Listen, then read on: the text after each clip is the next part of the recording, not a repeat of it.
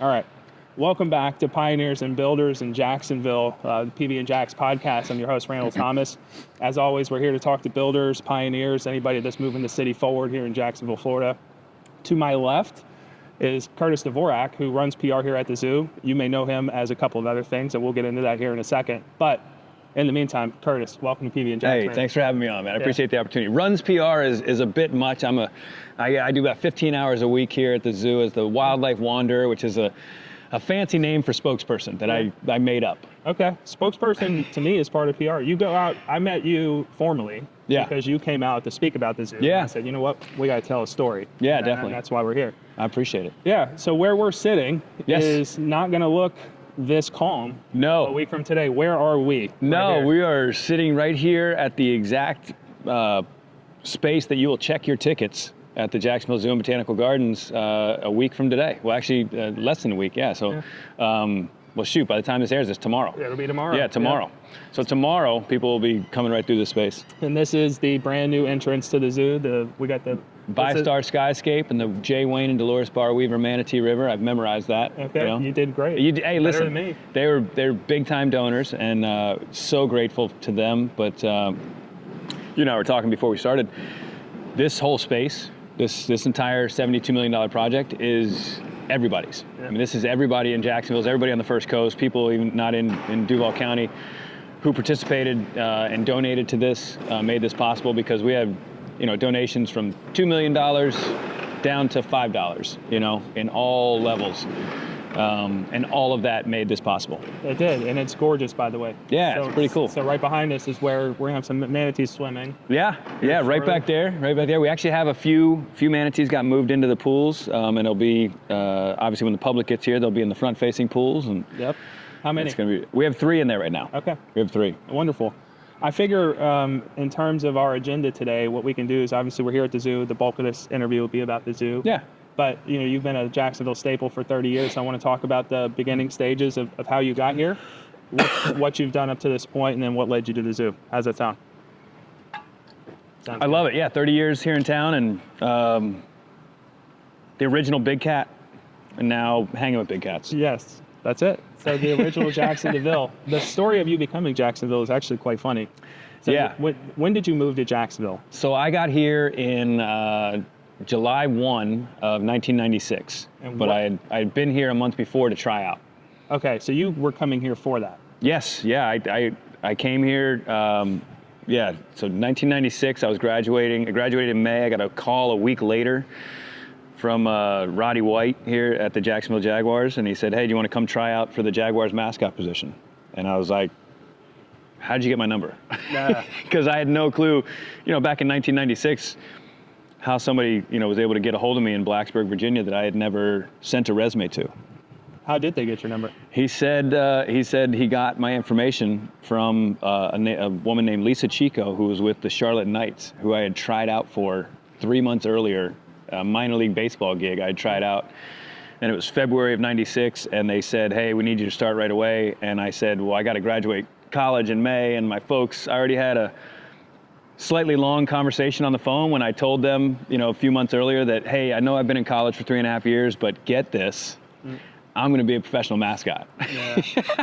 And they said, so what does that have to do with your degree? And I'm like, nothing. Nothing at all. But I was a Hokie Bird at Virginia Tech, so college did prepare me for this role, and so I told him, I said, listen, I can't start right away because my folks, I'm not dropping out of college for a minor league baseball gig. Yeah. You know what I mean? I want to finish that part first and then go. So they were like, well, okay. I went to the tryout, did great. Like I said, I finished second there, and they said the only reason I finished second was because I couldn't start right away.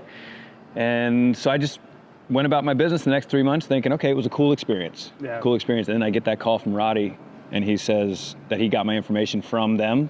And I was like, no way. Yeah. Had I not gone to that tryout, you wouldn't have never been there. Wouldn't be sitting right here. Yeah. Yeah. It is funny how the world works sometimes. Crazy. Yeah. Those little twists and turns in your history. My favorite part of the story is that I had always been under the impression that the Jags knew what they were going to do with their mascot, and that people would just try out to be in the mascot suit and just do whatever the Jags had planned. But it turns out you had to bring your own costume. You had to basically create Jaxson de Ville. Well, so the tryout, they had no costume. They had no costume at the tryout. The first part of the tryout, the first day with 50 people, I'm wearing shorts and a t-shirt, and you had to pretend you're in a costume. The next day, the final 8, they had a random mascot costume. It was actually Booster from the old Houston Rockets. And they had that costume. We all had to wear the same costume. And I was 4th in line, so it was already nasty by the time I got in there. But so I get the gig. A month later, I show up at work, and they say, "Hey, you ready to see what you're going to be wearing?" I'm like, "Yeah, this is awesome. Let's see it." And I still have the drawing. I should have brought it. I have it at my house. They open up this, the whole sketched drawing thing from the mascot company of like, here's what he's going to look like. And I look at it for a few seconds, and I'm like, oh no. And they're waiting for my response. And I go, okay. I was like, is the suit made yet? And like, no, they haven't started stitching anything yet. I go, okay, good. They're like, why? I said, because he can't look like this. And they're like, what do you mean he can't look like that? Like, that's what we got. I said, he can't look like that. He's orange with black spots. And they're like, what do you mean? I'm like, he looks like Chester Cheetah. So I was like, everywhere I go, I'm gonna be called Chester Cheetah. And I was like, I was a PR major in college, so a little bit of marketing, branding knowledge. And I go, we're trying to brand something brand new. We're trying to make something new that is gonna be remembered and all around the NFL. We don't want any confusion. Everybody knows this is the Jaguars mascot, right? Yeah. So you can't do that if you look like Chester Cheetah. That's true. You're gonna look like the Bengals mascot or whatever. So I said, all right, well, what do you suggest? And I said, well, show me the color scheme we got. They're like, all right, well, Jaguars are black, teal, and gold. Well, you don't want to do gold, whatever. And I said, let's just take that gold and twist it into like a really bright, cartoony yellow. And then let's use teal spots, because no Jaguar anywhere else but Duval County is going to have teal spots. Yeah. And they said, okay, great. And I said, one more thing. And they go, what? I was like, he has to have pants. Because he had no pants. He had no pants on. And they're like, that's the weirdest of the requests you've just made. Yeah. And I said, I know. I said, but he has to have pants. And they said, why does he have to have pants on? Because you've seen mascots with just a jersey on, and they have no pants on and stuff, because, they're not built anatomically correct. It's just fur. But I said, I gotta have pants on, because when I streak, it won't be funny if I've never worn pants when the pants come off. Yeah. And they're like, all right, when are you gonna streak? And I was like, I don't know, probably, maybe later this season, but maybe next year, whatever. And like you're already thinking about a joke that you wanna do months from now? I'm like, yeah. Yeah, for sure. Yeah. So Jaxson de Ville is born. Mm-hmm. With pants. They went with all the changes. They went with it, and then they let me create the character, they let me create the signature that's still used today, they let me create every aspect of that character, because what they were doing is they were trying to hire, there was a change in mascot kind of philosophy at that time, was they're like, we don't just need a performer, we need somebody who can run a business. And so that's what Jaxson was. And how long were you Jaxson de Ville? 19 seasons. Really? Yeah. So obviously the role of mascot, a lot of it's on game day. I don't think anybody doesn't understand that. Yeah. But what else were the responsibilities of being Jaxson de Ville whenever it's the off season or the other 6 days a week you're not playing football? Well, that's what's funny is each year back then there was 8 regular season home games, 2 preseason. So there was 10 home games a year. And mascots don't go on the road in the NFL because you get hurt. NFL fans, it's not the college where there's 10,000 of your fans you can entertain. There's not. So 10 games a year is just the time you're in the stadium. But I was doing outside appearances all year long. So, all year long, I was averaging over 350 appearances a year. And there was some years in those first years when I was trying to establish the character. More. Oh, 400. Yeah. I started, my 3rd or 4th year, I did like 450 appearances one year. And that's where I started approaching burnout a little bit. And I had to dial it back because I started to hate the suit. I'd be getting in the suit for an appearance, and I was like, golly, another one of these. Yeah. But yeah, about 350 appearances a year. Were you paid on appearance, or were you paid like an annual salary? How does the mascot thing work? They're all different. There's no set thing. There's no collective bargaining agreement for mascots in professional sports. It's whatever the team and the performer basically come up with. But yeah, I had a salary from the team, and then I was able to make money on appearances. But of those 350 appearances, not all of them were directly paid. A lot of them were part of ticketing deals, sponsorship contracts, community events, charities. You know, I mean, one of the things, and then some stuff I did on my own that I just wanted to do, like go to Wolfson Children's Hospital every single month, at least once a month, and go see the kids. But it was all over the place. It was schools, it was charities, it was churches, it was businesses, it was birthday parties, bar mitzvahs, it was every, you know, corporate event. Any place that people wanted. At first, it was just a Jaguar theme, you know, so bring the mascot. And then I established that Jackson's pretty entertaining to have at your event, and so if they wanted to add some spice to their event, they would book me. But that's what made it hurt when we weren't a good team, because then there wasn't as many birthday parties that were Jaguar themed. Excited, yeah. Yeah, that's unfortunate. Not many kids doing Jaguar themed birthday parties at 2 and 14. Yeah, which unfortunately in Jacksonville happened a few times. Only once, 2 and 14. So there's a couple of 3 and 13s. There's a couple of 4 and 12s in there. Yeah, it hasn't always been roses. This year was a nice change of pace. Yeah, it hasn't always been the best. I think we're back. Okay. I think we're back. How long into the Jaxson de Ville mascot gig were you deciding, like, I think I want to jump off the top of the stadium? How long did that take? Well, I always had, you know, I had an intro every game. So I had an intro skit that I got to do right before the team came out. And at first it was just riding vehicles, cool vehicles around the field, and, you know, beating up in a fake opposing mascot. Some people thought that was the real mascot for the other team. It wasn't. So at first it was that. It was just driving around the field, do the intro, here comes Jaxson de Ville, you know. And then I like to actually go, I love, I was always an adrenaline junkie. And so anytime I can get up on top of something, I always would do that. And I got up on top of the scoreboard probably in my first week of work. Like, I was up on the south scoreboard just walking around, because it was like, you know, kind of like around here. They didn't put a catwalk in this place for me though, but kind of around here when I got this, like, I can walk any place in this zoo, and it's fantastic. Like, for the 10-year-old me, like, that's the coolest thing in the world. Like, I have a pass to walk around the zoo wherever I want. Yeah. And so I'd go up on top of the scoreboard, and I was like, this is such a cool view of the whole downtown. Tom Coughlin actually got mad at me for being up there once. He didn't know it was me at the time, but he had this security person come and basically holler at me, because I was up there and I was watching the practice fields behind the south scoreboard at the time. And Coughlin was like always paranoid about somebody filming watching practice, you know, oh, he's thinking somebody checking. Yeah, because it's been going on forever. Yeah. And he sees somebody sitting up on top of the scoreboard, and he goes to security, Skip Richardson, who's still there, and he goes, Skip, who's that? And so Skip goes to find out, and finds out it's me. And so then that was the first time I got talked to by Coughlin in his office. Yeah, Coach is my dear friend now. So yeah, it's been fun. So I always love going up on top of the scoreboard, and I get up there and I was looking at the way they clean or change things on the front of the scoreboard, whether it's the lights or stuff. And they had these big davits, these big L-shaped brackets that they would hang over the edge and would mount on this thing. And I'd see these guys on kind of window cleaner seats, pulling themselves down. And I was like, wait a minute. I was like, if I hook a rope up to that, I could just rappel straight down the front of the scoreboard. And so I started doing that and started rappelling down the scoreboard for some of my entrances. And then it just went from there, where I was like, all right, I did that. That's boring. I've done it enough. I was like, what if I tie a rope from that scoreboard to that scoreboard?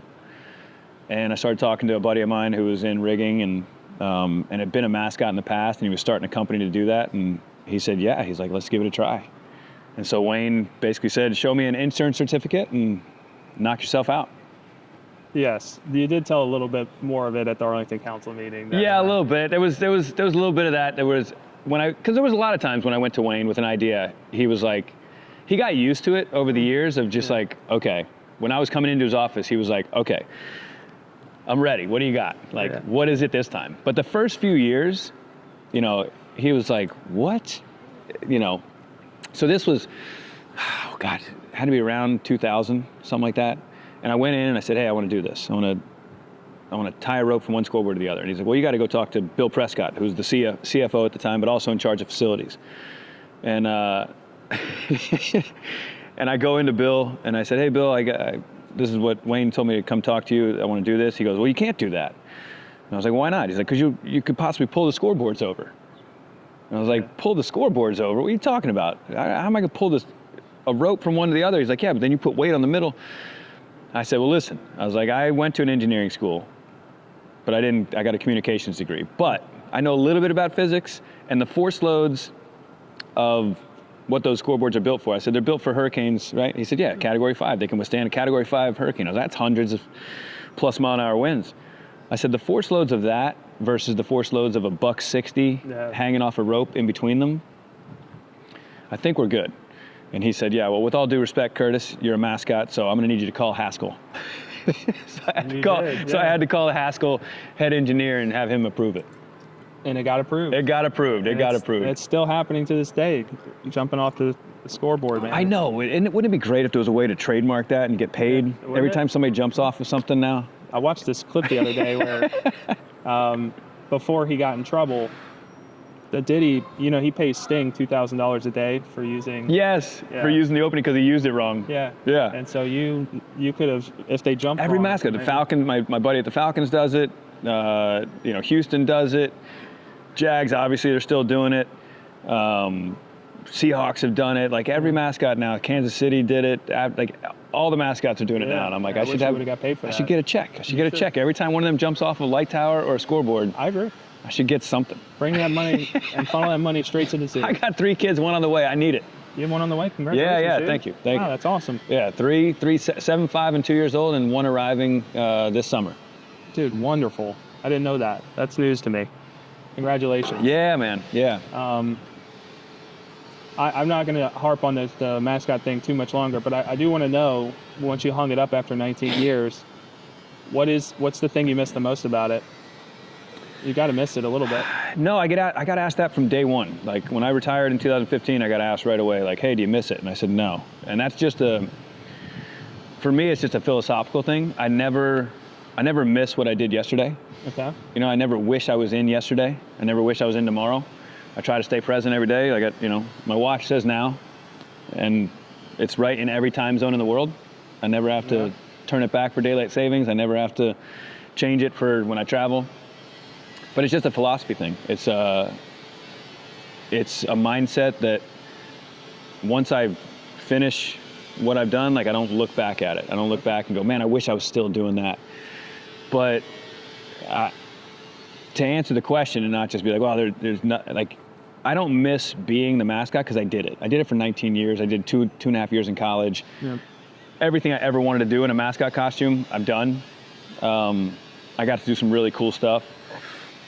But the thing I would say that was like, if I was to miss something, it would be the people, and it would be, being in front of the community, and getting those, those opportunities. It was just, it was so cool. It was so cool to be a part of back when we had 75,000 people in the stadium, late 90s, when it was a new team and we were all trying to figure out our way. But I don't, like, I wouldn't say I want it back or whatever. It's like those, I would say instead of missing it, those are the things I cherish the most. Like, what do I cherish the most? And it's those moments. Okay. It's those moments when, because that's the most beautiful part about football, and that's why I love this place too, is like the places in our community that bring all of us together. Those are the coolest spots to me. And when you look at a football stadium, and this is what I always love, because again, I hate politics, I don't watch news and stuff, but like, you get in that stadium and somebody yells Duval, everybody is gonna yell Duval right back. And you look up at the stands and everybody's cheering and going nuts over a play or a touchdown or whatever, and like a touchdown happens and people are high-fiving strangers and hugging strangers and all this stuff. You can't find many other places in society where you can take a group of people and everybody's gonna be on the same page. Yeah. Everybody's gonna be unified behind one belief. And back to philosophy and just kind of human nature stuff I love, like the power of belief, in yourself is one thing, but when you have a group of people believing, they all talk about manifesting, when you have multiple people manifesting the same thing that happen faster. I mean, it's why every championship run you see in sports has believe as one of its taglines. Ted Lasso. Yeah, exactly. But that's what's so cool about it is like, you take that crowd at the Jag game and all of them are so hyped about the Jags and we all agree on one thing, Duval till we die. You take them out and ask them any other question about what's going on in the world and you're going to get all different opinions. And they're going to fight and they're going to disagree with each other. And I said this when I retired, I was like, we all think sports is here to bring us together to cheer that team on. When in reality, sports and these arenas we come to and gather in are here to bring us together as a community and remember that we're way more the same than we are different. Yeah, it's a unifier. It's a unifier, and it's an opportunity to put all the other nonsense aside that we fight over and remember, like, we're all humans, we all have so much in common, and like, here's a moment we get to celebrate. So those are the moments that I love because it's like, it's all just pure joy and pure love. Yeah. The good news is you've, in a different way, you've had the opportunity to continue the community aspect. Yeah. Obviously, look at where we are. Yeah. So as you moved on from the Jags, you got into television. Yeah. Yeah. Yeah, that was crazy. You went from not showing your face to showing your face a lot. Yeah, it was something I wanted to do for a long time. I knew, I started thinking about life after a mascot, probably close to 10 years in, maybe even sooner than that. It was actually about 5 years in, because physically, like, you can't do it forever. You can't wear that suit and jump off light towers forever. That's one of the many reasons I got out of doing the mascot thing was because I was eating Advil like it was coming out of a Pez dispenser. Yeah. And it's like, you can't do it physically forever. And I knew there was going to be a day where I'd have to hang the suit up one day. And so I was always looking at what do I want to do next? And one of the things I wanted to do was media. And I thought it would be really cool to get into media, whether it be sports talk media, whether TV, whatever. And so I had laid the groundwork for it. And I knew all the different media outlets in town, had kind of warmed up my chops, so to speak. I had done some radio, doing call-ins. I had done a little bit of TV, and I was just getting my reps in, knowing that there was going to be an opportunity somehow. And then sure enough, First Coast News came calling in like April of, maybe early May of 2015. And they said, hey, we got this host position on our show called First Coast Living. It's every day, 11 to 12. And wanted to see if you're interested. And I was getting ready to start my 20th season with the Jags. And May is the time frame in the NFL season when you have to start really thinking about this. The schedule just came out. Mm-hmm. Now you know the teams. Well, you know the teams, but now you know the dates of the home games. And so now I got to book the ropes. I got to book the stunts. I got to plan the stunts, plan the other skits, got to do all that stuff.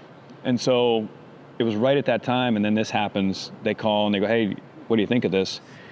And it was just one of those moments where you're like, you see the fork in the road, and you're like, I've been thinking about getting out for years. Yeah. And then an opportunity like that comes along, and it's like, what do you do? If I tell them, like, oh, no, I can't take this now, but hold it for another year or two, no, somebody else fills the seat, and then you don't have the opportunity. That's right. And so it was just one of those where, like, kind of like jumping off a light tower. I wasn't expecting it. I wasn't expecting that offer to come right there. I was already thinking about my 20th season. And then this great offer comes to go do TV, and something I had talked about doing, something I had manifested. And it was like, I got to go. Yeah. But physically, creatively, all those other reasons, I had done everything I needed to do at the Jags. Was there something about the programming at First Coast Living and the stories that were going to be told that enticed you a little bit? The cool thing about it, the one thing that did entice me with it was First Coast Living is all about showing off the good stuff happening in town. A lot similar to what you're doing with the PB and Jags. Yeah.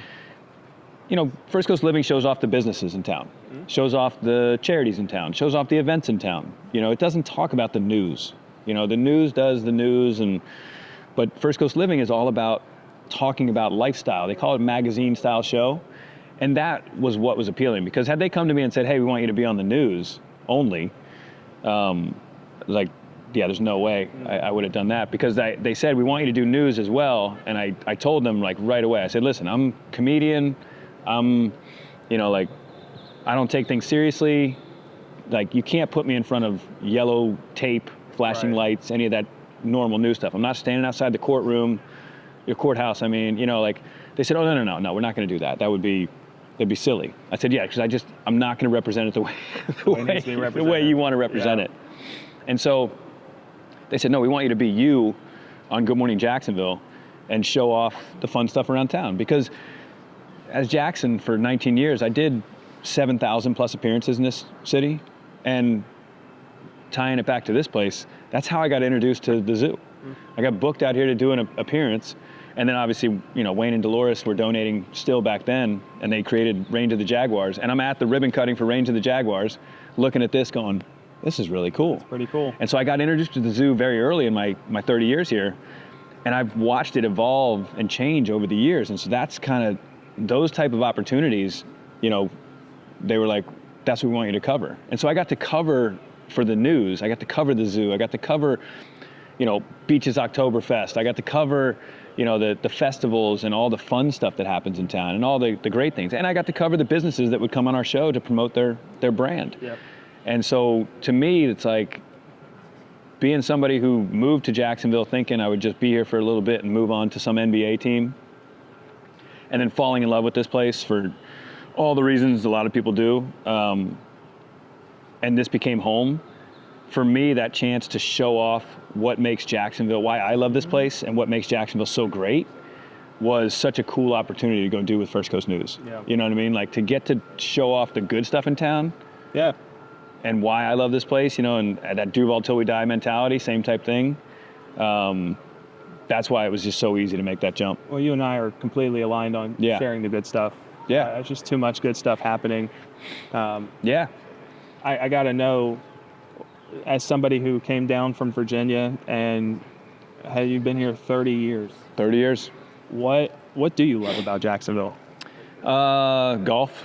I love golf. Yeah, golf's great. Boating. Love the waterways. It's a great town for that. Yeah.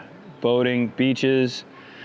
To me, the thing I love about it is the big city with the small town feel.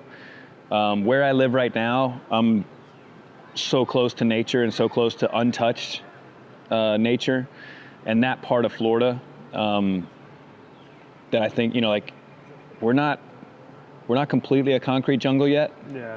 And Jacksonville's growing, and I know progress has to happen, and I get it, but I just love Northeast Florida area and how quickly you can get out into nature.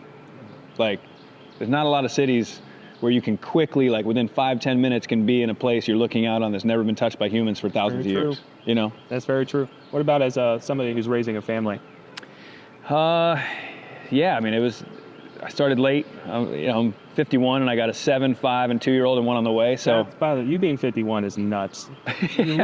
You look 39. Well, when this grows in, it gets all white, so it helps. It helps show you it were off. a useful sissy one. The suit. I was out of the sun for 19 years. That helps. Your knees might be 51 after doing all those jumps. The knees, the ankles, that stuff. Yeah, when these cold fronts kind of come in, and you start feeling, that's the weirdest thing. I told my son that the other day. I can tell when it's going to rain. He's like, "What do you mean?" I was like, "Yeah, this wrist right here starts hurting." Yeah. But the family dynamic in Jacksonville. Do you think this is a place where, if somebody else is in Virginia or Tennessee or whatever, and they're thinking about making a move, is this a good city for them? 100%. I think that's what's already obviously been happening. Like, we're not the first to know this. You came here, the Navy brought you here. It's kind of a lot of Navy folks stay here because they get deployed here, and I'm sure, and I've heard from guys in the Navy, and it's one of the most requested locations. When you can pick. About that. Oh, I love it. Yeah, I'll tell it to you. Yeah.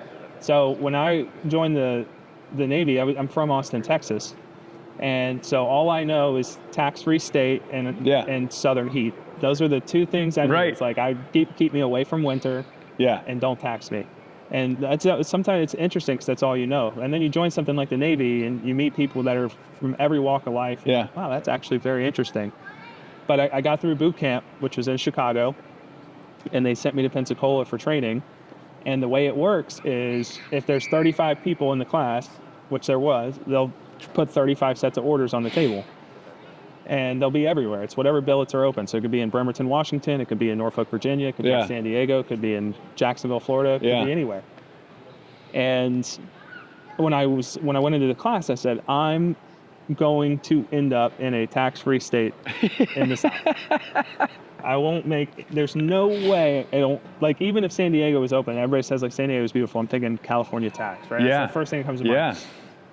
So there's only 5 orders that are in the South.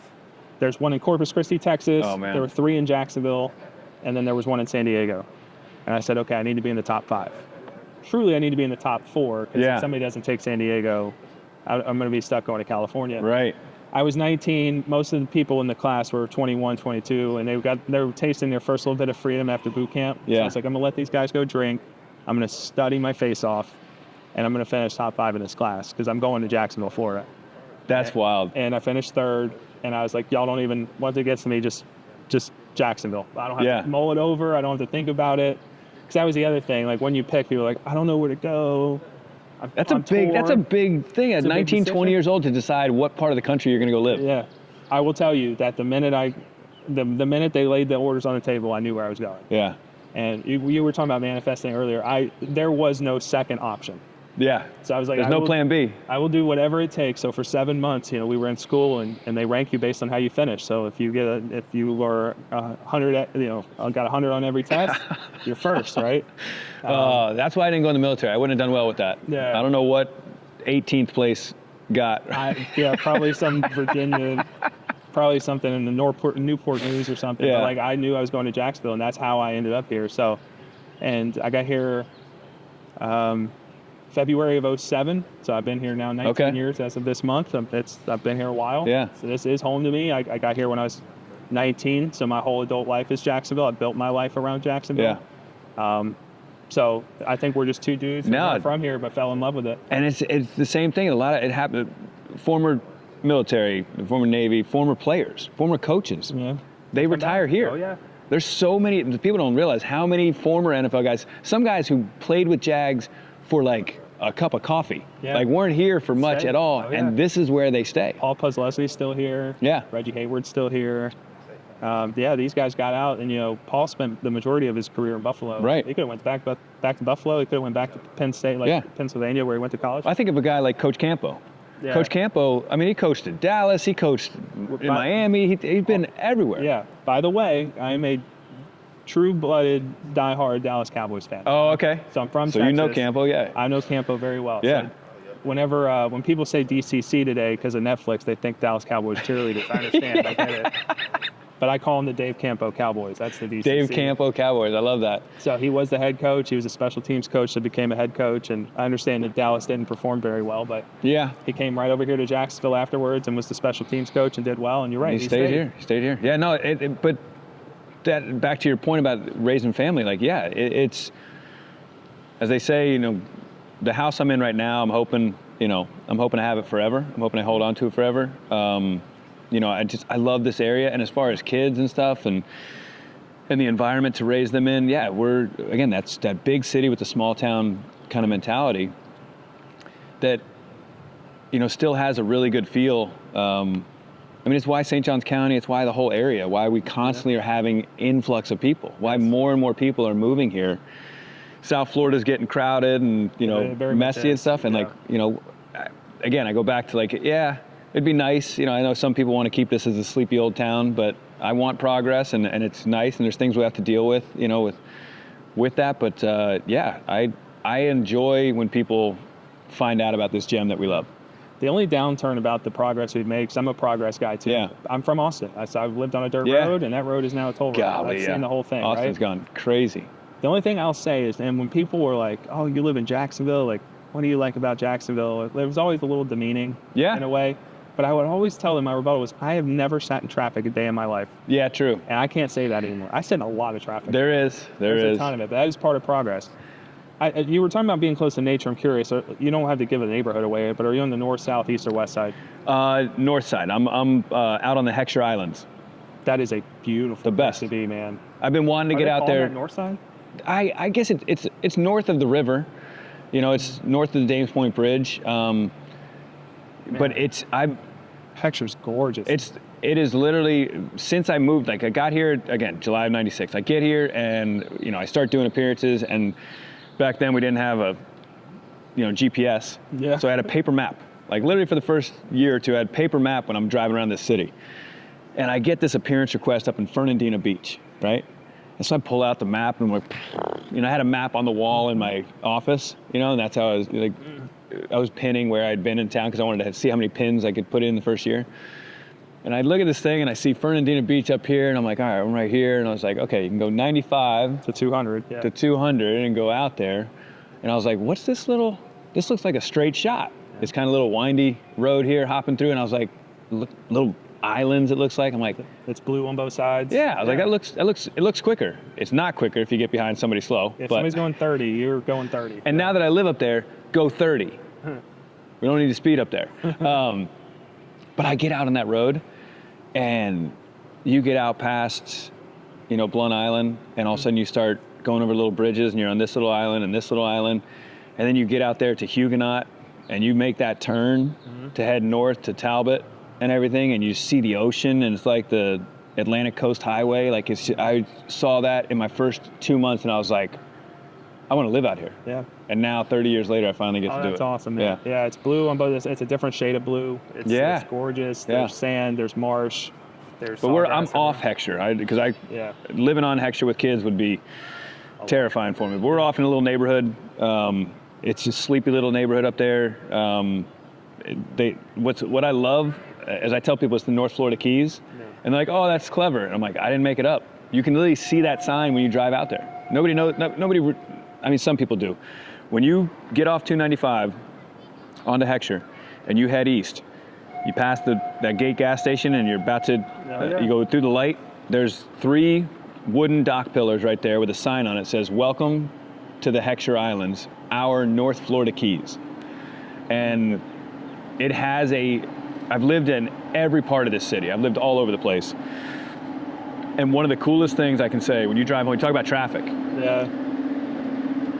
It ended up working out, kind of just perfectly for me that I bought that house in 2021, and I wasn't working for the zoo yet, whatever, but the other job I had was straight down this road as well, and it just happened to be there. And then I get the zoo gig, and I have one road to work. That's it. I have one road to work, and it's rarely ever in any of the red traffic block-offs around town. Yeah.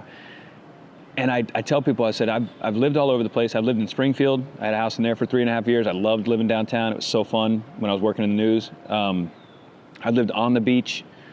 Fantastic. It's fun.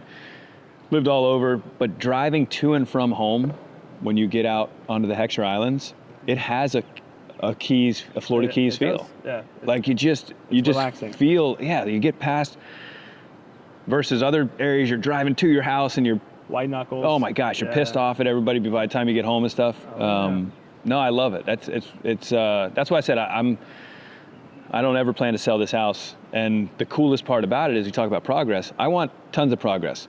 Go for it. Y'all knock yourself out because there ain't nowhere else to build by us. Yeah. You can't build anything by us. Do that shit downtown. All the islands are built. Yeah. All the houses are built. There's a couple empty lots here or there. So we don't ever have to worry in Heckscher Islands about high rises or any of this stuff. Like, it is what it is. And so I keep telling people, like, it's a little bit of a secret, but yeah, good for you, dude. Yeah. That's so sick. So we'll kind of venture back to the story. So you were in the news, I think it was 5.5 years. Mm-hmm. COVID happened. Yeah. Things kind of changed, and then you got out of the news. So we're in like the 2021-ish time. The end of 2020, yeah. Right at the end of 2020, I got an opportunity to go be a spokesperson for a local company. And said, yeah, that's what I want to do. Because spokesperson, after doing 5.5 years of First Coast Living, I kind of saw that what I'm good at is promoting. Yeah. I'm good at promoting a place. I'm good at promoting those businesses on First Coast Living and those events, getting people to go to events, getting people to, do that. I was great at promoting the Jaguars for 19 years. And I realized I was like, that's kind of what I'm good at. Like, I like being a hype man. Yeah. I like being the hype man, getting people fired up. I like emceeing events. I MC charity events. I love doing that. And I was like, that's kind of what I want to do. And this opportunity came to be a spokesperson for a local company. So I did that, helped that company grow to $30 million from nothing. And then got a few other things going on in town. I'm, a little bit scattered. As a creative, I like to do a lot of different things. Yep. When I just get stuck in one thing, I get bored pretty easy. And so I got a bunch of different things going on. And then it was like I was emceeing Toast to Conservation for the zoo. And I get handed this pamphlet that shows rejuvenation. And it shows the renderings of what we're sitting under right now. Yeah. And I look at this thing and I'm like, whoa. I was like, this is so cool. And I'm talking to my friend Nikki Smith, who is Chief Philanthropy and Marketing Officer here. And she's the one who said, I want you to MC these events for us. And so I MC this Toast to Conservation. And I tell Nikki afterwards, I'm like, this is so cool that this is coming. Like it hadn't broken ground yet, any of this. And I'm like, this is so amazing. But I said, nobody knows. Nobody knows this is happening. When I leave here and I go talking to people, nobody has a clue this is happening. Because the zoo is kind of tucked away in a strange location in town that nobody drives by unless you're a truck coming from Blunt Island heading to 95, and even they skip that and go to 2. But you don't drive past it. You know what I mean? Like, at least the stadium and other things, like, you'll occasionally drive past and see hey, there's the stadium. You don't just drive past the zoo. So it's in this strange spot, so it's tough to get attention that way. And I just said, nobody knows this is happening. I said, you need like, the community needs to know about this. And I said, I kind of pitched it saying, I would love to be involved. I would love to be the zoo hype person, And she said, as luck would have it, it's kind of just, things work out, As luck would have it, she said, Dr. Ettling, the CEO at the time, and her and others, it's literally what they had been kind of discussing, their needs. Some of the needs that the zoo has is like, we got to raise a bunch of money. Yeah. We need to get the word out. We need people thinking about the zoo a lot. Yes. And so they said, yeah, let's do it. And so because I got a few other things going on, I said I can only be part-time, and they were cool with that too. And so I'm about 15 hours a week, and I've been, for 2 years and 3 months now, been trying to hype this place up as much as I can. And it's such an easy gig because it's not like, when I was repping a company, the company I was representing, you got to sell people on a product. Yeah. You know what I mean? And you got to convince people that, hey, buy our product versus buying somebody else's product, and you got to do things that sometimes start to, and one of the reasons I got out of there was it sometimes starts to challenge your ethics a little bit. You know what I mean? When you're just trying to sell a product, you find out real quickly some people will do anything to sell that product. That's true. And so I kind of had to, this though, I'm selling hope, I'm selling belief, I'm selling conservation, I'm selling education. Selling experience. I'm selling experience. I'm selling, come have a great time here with your family, with your friends, with your coworkers. Come to an event here, and the best parts of life. You know what I mean? Like, the parts of life that I love is the having fun part. That's kind of what all my jobs I've ever tried to do in my life have always been to make 10-year-old me super stoked. And I've been able to check that box pretty much every time. And so getting to promote this place, I don't have to try. I don't have to pretend. Like you sometimes have to do when you're representing a product. I don't have to pretend that there's, choose this one over this one. Like, this is our zoo. I've loved it for 30 years. And so for me to just have to go out and tell people how great it is such an easy gig. Yeah. And like I said, I got introduced to it when I was the mascot for the Jaguars. Got to come out here and do appearances at Jackson. That was cool. And then I get into TV, and I got to do TV stories on this place, and I got to meet the people. And as you know, as you're doing in this podcast, when you meet the people behind certain things and you find out their why, it gives you a better perspective on like appreciating. It's really it's not the only thing I care about. Yeah. But it's the main thing I care about. Right. If Curtis Dvorak walked up to me and said, hey, Randall, I'm going to start a toilet installation company. Just picking something, right? And I'm like, Curtis, why the hell would you do that? And you were like, man, for 4 generations, my family made sure that we did elite level plumbing in places where plumbing didn't exist. Like we gave access to people that they could use the restroom instead of doing their business behind a tree. Right. Something like, that's some crazy story, but you're like, when I put my foot down on the ground when I wake up out of bed, I know that you're doing something that matters. I want to pay homage to my family, and I care. Yeah. I want to sell the shit out of that. Right. Yeah. I want to tell the world that. Yeah. So, yeah, you're right. The why, you saw me like perk up. The why is everything to me. It is. And because when all's said and done, I mean, none of us are going to give a crap about who we worked for, you know? Mm-hmm. And that's one of the things when I took this job and why I wanted to do it was like, I got young kids and I want my kids to be proud of, all parents want their kids to be proud of you. I'm proud of my kids. I want them to be proud of what their dad does and to get, for them to get to see their dad working at a zoo. One, it's just cool. Yeah, they've gotten to feed the penguins. They've gotten to see some really cool behind the scenes stuff. It is cool. Like that's just the cool part. But when they're older and they're thinking back on what did my dad do for a living? What did he, that's why, when I'll leave them to go MC a charity auction, and I got to leave at 5 o'clock at night and they're like, where are you going? I'm like, I'll be back after you fall asleep, but I got to go do this. And I always say, they're like, what are you going to do? I said, I'm going to help people. I'm going to help people. And that's what I'm going to a charity auction. I'm going to try and raise more money for that charity because that charity is going to help people. And so I tell them that every day. And so they know, you're going to the zoo? And like, to know that they're going to be able to see their dad doing something that matters. Yeah. And sitting under this ViStar skyscape and that J. Wayne and Dolores Bar Weaver Manatee River, and this hasn't opened yet, and people will be coming through here, and I said it at our ribbon cutting. Millions of people are going to travel through this space over the next decades. Millions are going to travel through here. And they're going to be with friends, and they're going to be with family, and they're going to be with coworkers at a cocktail party they're hosting here or something. But they're going to be in the best parts of life. Yep. Moments. You know what I mean? Those moments of life when you're just having fun and you're just having an experience. Yeah. Those are the best parts of life. And so to get to be a part of that and a small part of that and know that I'm going to walk through here and hopefully I worked for the zoo for a long time. But when I'm not working for the zoo and I'm walking through here, hopefully I'm alive when my grandkids are around and I'm walking my grandkids through this space, I'll remember us sitting here. I'll remember the work I did. I'll remember that like in some small way, I played a tiny role in helping this place exist. Yeah, you absolutely did. And it's not lost on me that every time somebody's been shown to the zoo, they've been outside this black gate looking in at us. Yeah. Like, holy hell, that looks awesome. Yeah. People are excited. The city's excited. This is a big moment for our city. This is a big deal.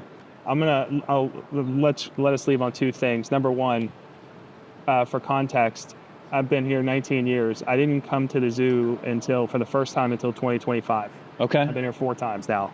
Nice. So I came here, it took me 18 years to get here, and then it didn't take me long to come back 3 additional times. I adore it. I say that to say this, there's a lot of people who have not come to the zoo. Tell them why they should. Oh, it's so funny. I get it all the time.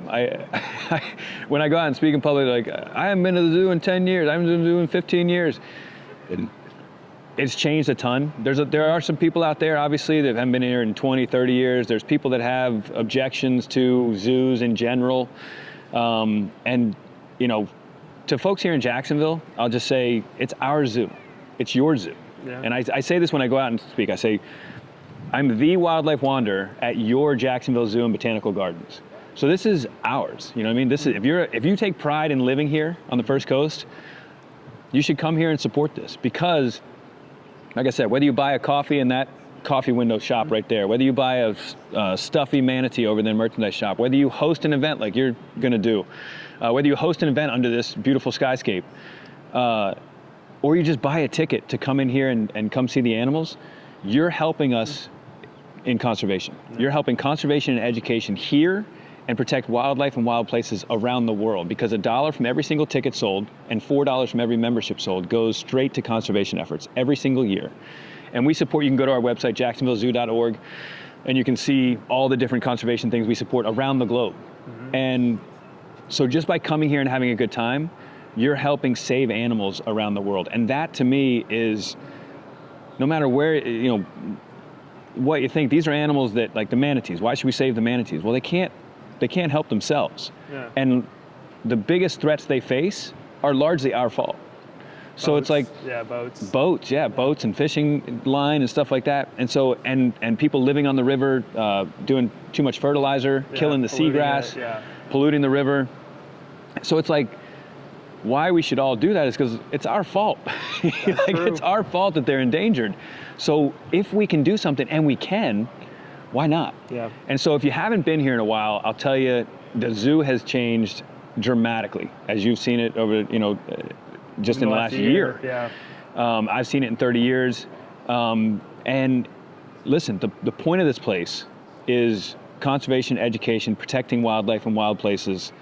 And if you look at the evolution of zoos in general, they've gone from, hey, how many animals can we have and whatever, to really focusing on spreading the message and keeping a viable population of certain species that are going away in the wild. Yes. And I know we're trying to wrap up, but like, we have a thing called a species survival program that is across the country and is connected to all AZA accredited zoos. And it's something that basically they come in, and it's kind of a modern day Noah's Ark. They are keeping a pure bloodline as they possibly can of all these animals in human care, so that hopefully someday, when we have protected spaces and don't have to worry about poachers and other stuff, killing them off, we can re-release these animals back into the wild. I didn't know about that.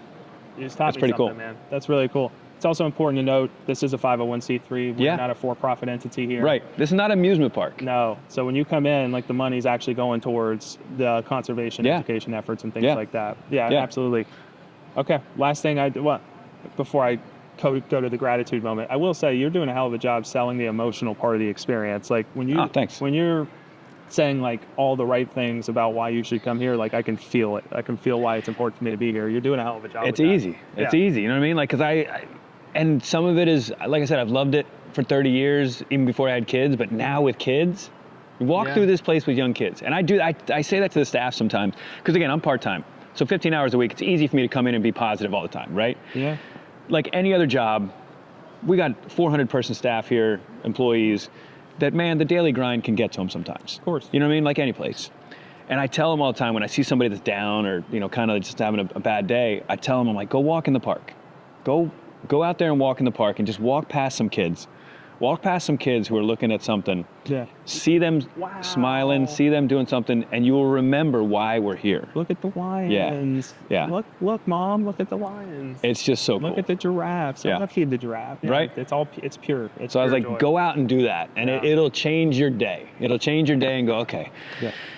We're here. We're all here for a reason. We're all here trying to pay our bills, but at the same time, we're all stewards of this amazing world-class facility. Yeah, 100%, dude. The whole point of Pioneers and Builders in Jacksonville is to highlight people that are doing the great things the right way. I think that's the most important thing. For 19 years, you put a lot of smiles on a lot of faces. I think that's great. For 5.5 years, you got to tell a lot of stories that people would have otherwise not known about. Yeah. And then here you get to be the reason why animals get to live and people get to experience greatness, man. You've done it the right way. You are a pioneer in Jacksonville. Thanks, man. I'm so proud that I got to host you on this show, man. And thank you from the bottom of my heart for being a part of it. I appreciate it, man. Thank you. Yeah, man. Thanks for having me on. Yes, sir.